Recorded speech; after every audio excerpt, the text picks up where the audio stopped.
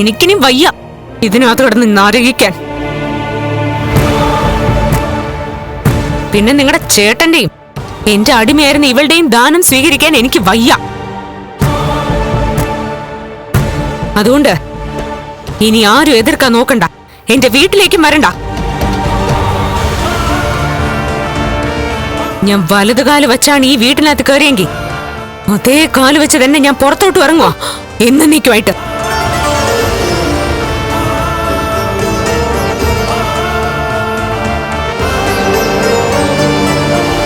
അയ്യോ മോളെ, പെട്ടെന്നുള്ള ആവേശത്തിനൊന്നും ചെയ്യല്ലേ മോളെ.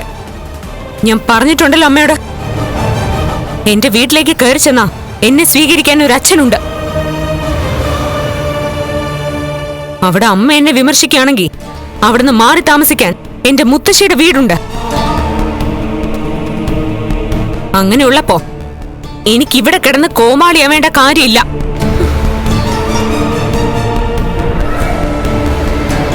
എന്റെ ഭർത്താവിന് എന്നെ സംരക്ഷിക്കാനും ഞാൻ ആഗ്രഹിക്കുന്നൊക്കെ നേടിത്തരാനും കഴിയുന്നൊരു ദിവസം വരുവാണെങ്കിൽ ഉണ്ണിയൻ എന്നെ വന്ന് വിളിക്കട്ടെ.